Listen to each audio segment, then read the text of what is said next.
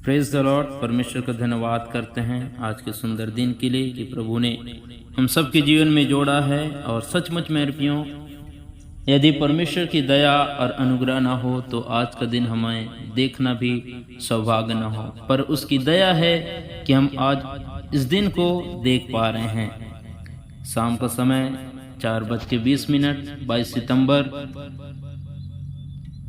अभी मैं कुछ बातों को बताना चाहता हूँ, कुछ बातें शेयर करना चाहता हूँ।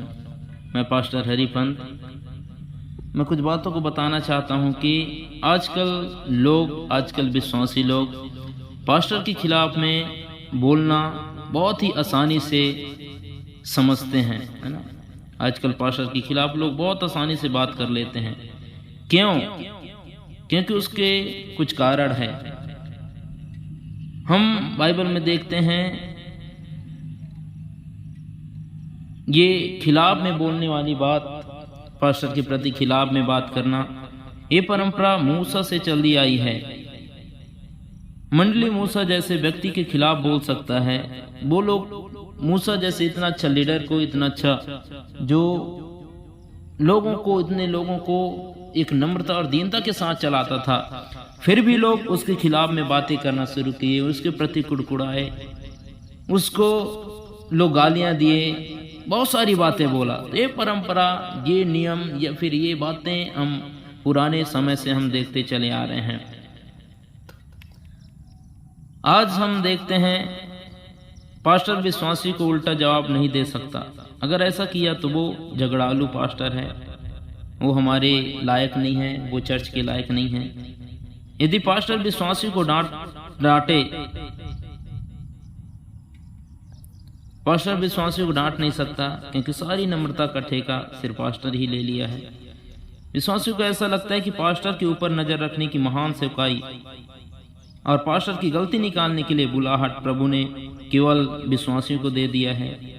चाहे पास्टर कितने भी बुरे हालात से गुजरता हो, लेकिन विश्वासी के हर सुख दुख में वो हंसता हुआ चेहरा लेकर जाता है। नहीं तो विश्वासी की नजर में वो आलसी और सेवकाई को नजरअंदाज करने वाला ठहरेगा।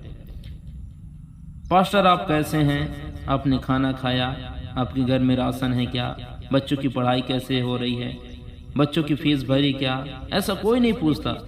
सिर्फ हमारी बीमारी और हमारे पैसों के लिए, हमारी जरूरत के लिए प्रेयर करना पास्टर करके ही फोन आता है और लोग बातें करते हैं।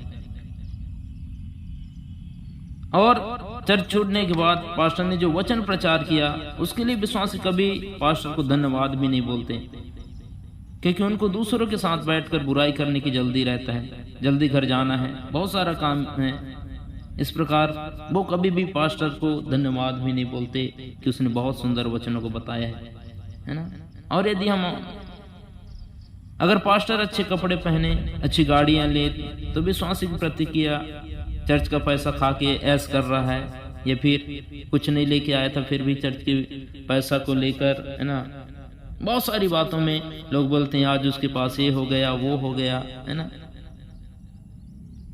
अगर पास्टर गरीबी में जिंदगी जिए, बीमारी में जिंदगी जिए, लाचारी में जिंदगी जिए, तो विश्वासी के प्रति या पास्टर के प्रति ऐसा होता है कि इसने कुछ तो गुप्त पाप किया होगा, या फिर कुछ तो गड़बड़ है इसके जीवन में, इसलिए परमेश्वर इसको अच्छा आशीष नहीं दे रहा है, बरकत नहीं दे रहा है। जब पास्टर भूखा रहकर सेवकाई करता है तो कोई भी विश्वासी पूछता नहीं है। जब तक पास्टर विश्वासी की गलती को नहीं दिखाता या नहीं बताता, तब तक वो दुनिया का सबसे अच्छा पास्टर रहता है। जब गलती दिखाना शुरू कर देता है, लोगों की गलतियों को बताना शुरू कर देता है, लोगों के पापों को उनके सामने प्रकट करना शुरू कर देता है, तो हमारा पास्टर बेकार है, हमारा पास्टर अच्छा नहीं है, ऐसा बोलना शुरू कर देते हैं। और उसके बाद लोग अगल बगल चर्च ढूंढना शुरू कर देते हैं, दूसरी जगह आराधना में जाना शुरू कर देते हैं, या फिर अपने घर में बैठ के हम आराधना कर लेंगे, और चर्च आना बंद कर देते हैं, चर्च में आना छोड़ देते हैं। विश्वासी आज अपने पैसों को फिजूल खर्चों में उड़ा देता है, लेकिन जो पास्टर रात दिन उनका ख्याल रखता है, उसे कभी भी आर्थिक रूप से मदद नहीं करते हैं। विश्वासी ये भूल जाते हैं कि पास्टर भी उनके जैसा एक मनुष्य है, वो कोई सुपरमैन नहीं है, या फिर कोई वो अच्छा वो नहीं है। लेकिन इस साधारण मनुष्य के ऊपर चर्च की और उसके खुद के परिवार की भी जिम्मेदारी होती है। विश्वासी के हिसाब से पास्टर का परिवार एक सबसे आदर्श और पवित्र परिवार होना चाहिए। उन्हें नॉर्मल जिंदगी बिताने का और उनको गलती करने का कोई हक नहीं, बल्कि विश्वासी को देखो तो खुले सांड की तरह कुछ भी कर सकते हैं। वो लोग कुछ भी कर लेते हैं, पर यदि पास्टर बोले तो पास्टर उनको डांटे या फिर वचन से समझाए तो पास्टर ठीक नहीं है। यदि विश्वासी, आज हम देखते हैं बहुत सारे ऐसे विश्वासी हैं जो बड़े बड़े प्रोग्राम में जाते हैं, बड़े बड़े मीटिंगों में जाने के लिए उत्सुक रहते हैं और वहां अपना सोना रुपया चांदी है ना बहुत सारा देकर आएंगे, या फिर महंगे से महंगा तेल, पानी, आशीष तेल है, रुमाल है, इसको छूने से ये हो जाता है पानी, ये सब में ज्यादा वो ध्यान देते हैं और वहां पर बहुत ज्यादा अपनी धन दौलत को खर्च करके आते हैं। लेकिन खुद के चर्च में होने वाली प्रार्थना में, साप्ताहिक प्रार्थना में वो लोग नहीं आते हैं, और यदि बोलो तो उनके पास कई सारी बहाने, 100 बहाने होते हैं चर्च ना आने का, मीटिंग में ना आने का, आराधना में ना आने का। विश्वासी यदि संडे चर्च में लेट आकर, विश्वासी हर संडे चर्च में लेट आकर पास्टर और यीशु पर मेहरबानी किया ऐसे दिखाते हैं कि सोमवार से शनिवार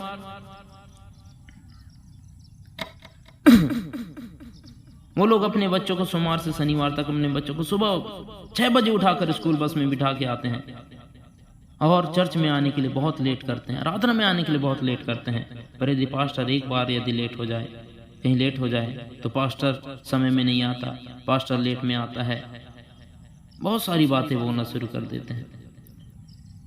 क्या आज हम अपने पास्टर के प्रति विश्वासी की कोई भी जिम्मेदारी नहीं है? क्या इंसानी जिम्मेदारी होना चाहिए। हम अपने पास्टर के प्रति ईमानदार बने, हमें अपने पास्टर के प्रति वफादार बनना जरूरी है।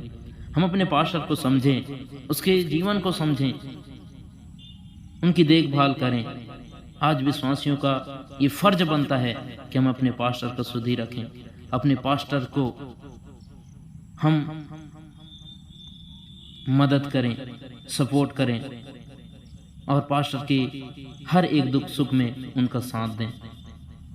यदि पास्टर दुख में पड़ा है तो विश्वासी कभी फोन करके नहीं पूछते हैं, पर यदि विश्वासी दुख में पड़ा है तो रात भर उनके घर जाकर अपना नींद, अपना सब कुछ त्याग देता है और विश्वासियों के साथ बना रहता है। आज हम अपने पास्टर के प्रति कैसे ईमानदार हैं, कैसे वफादार हैं, हम अपने पास्टर को कैसा इज्जत करते हैं, कैसा आदर करते हैं।